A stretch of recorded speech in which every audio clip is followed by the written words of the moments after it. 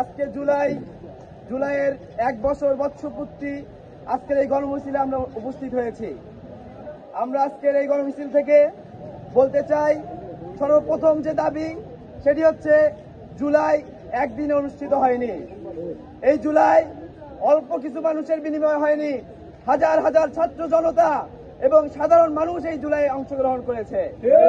আমরা দেখতে পেয়েছি আমাদের রংপুরের আবু সাইদ যেভাবে বুক পাতিয়ে দিয়েছে, সেই আন্দোলনে সারা বাংলাদেশ আন্দোলিত হয়েছে। আমরা দেখতে পেয়েছি শিশু বাচ্চাদেরকে এই জুলাই হেলিকপ্টার থেকে গুলিবর্ষণ করে তাদেরকে হত্যা করা হয়েছে। আমরা বলতে চাই, আজকে অনেকেই এই জুলাইকে তারা গুরুত্ব সহকারে দেখছেন না। আজকে এই জুলাইয়ের পুরো দৃশ্য যদি আমরা সারা বাংলাদেশের ঘটনাগুলোকে যদি একত্রিত করি, আমাদের বড় বড় বইয়ের খণ্ড তৈরি হয়েছে, কিন্তু শুধুমাত্র শহীদদের পরিচিতি আমরা শেষ করতে পারিনি। আমরা বলতে চাই, এত মানুষের রক্তের বিনিময়ে, জীবনের বিনিময়ে যে জুলাই তৈরি হয়েছে, সেই জুলাইয়ের ঘোষণাপত্রের ভিতরে এত গরিমসি কেন?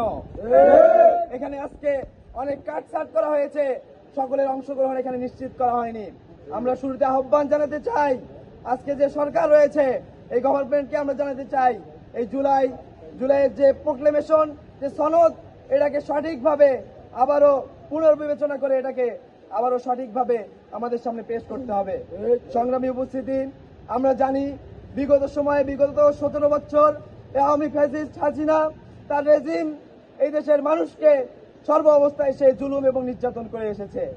আমরা দেখেছি 2006 সালের 28 অক্টোবর লগি বৈঠার তাণ্ডবের মধ্য দিয়ে এই দেশকে সর্বপ্রথম অস্থিতিশীল করেছে আওয়ামী সরকার।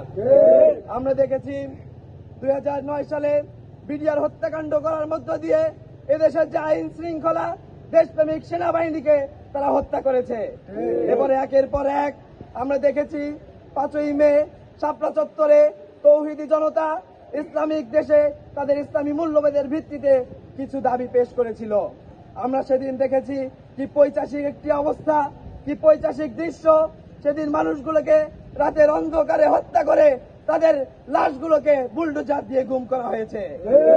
আমরা এই কথা ভুলে যাইনি। আজকে আমরা দেখতে পাচ্ছি ছাত্রলীগ, আওয়ামী লীগ বিভিন্নভাবে পুনর্বাসিত হওয়ার চেষ্টা করছে।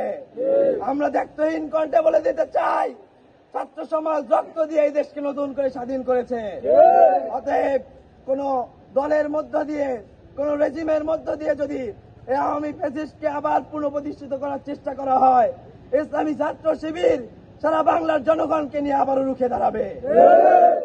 আমরা বলতে চাই, আজকে ক্যাম্পাসগুলোকে ঢাকা বিশ্ববিদ্যালয় থেকে শুরু করে প্রত্যেকটি ক্যাম্পাসে আজকে ছাত্রদের অপরাজনীতি এখনো চলমান রয়েছে। আমরা জুলাই আজকে দেখিয়ে দিয়েছে, ঢাকা বিশ্ববিদ্যালয় থেকে শুরু করে একদিনে সারা বাংলাদেশের বিশ্ববিদ্যালয় থেকে ছাত্রলীগ নামে এই সন্ত্রাসীদেরকে বিতাড়িত করা হয়েছে। আমরা উদাত্ত আহ্বান জানাতে চাই, যারা আবারও এই কলেজ বিশ্ববিদ্যালয়ের শান্ত পরিবেশকে অশান্ত করতে চায়, যারা এখানে বাণিজ্য করতে চায়, যারা টোকাই দিয়ে এই কলেজকে নেতৃত্ব দিতে চায়, তাদেরকে হুঁশিয়ার বলে জানিয়ে দিতে চাই, আবারও যদি তারা দুঃসাহস করে, ছাত্রলীগের মতো অবস্থা তাদেরও হবে। আমি আরো জানাতে চাই, আজকে আমাদের যে কলেজ ক্যাম্পাসগুলোতে আছে, এগুলোতে ক্লাস যথাযথভাবে হচ্ছে না, ক্যান্টিনের ব্যবস্থা নেই, শিক্ষার সুষ্ঠু পরিবেশ নেই। আমরা আহ্বান জানাতে চাই, পলাশবাড়ী সরকারি কলেজ আমাদের এই পলাশবাড়ী অঞ্চলের জন্য একটি গর্বের একটি জায়গা। আমরা জানাতে চাই, পলাশবাড়ী কলেজ ভৌগোলিকভাবে এটি যে এলাকা, এখানে যদি ক্যান্টিনের ব্যবস্থা করা হয়, আবাসনের ব্যবস্থা করা হয়, 100% এখানে কলেজ ক্লাস নিশ্চিত করা সম্ভব। আমরা কলেজ কর্তৃপক্ষকে আহ্বান জানিয়ে এবং এই ছাত্র জনতাকে আগামী দিনে যে কোনো ফ্যাসিস্ট অথবা যে কোনো ভারতের দালাল বা যে কোনো দালাল হোক না কেন, যে কোনো দেশের, আমরা এই দেশকে আমরা লালন করি, এই দেশকে আমরা স্বাধীন করেছি, এই দেশকে নেতৃত্ব দিব আমরা।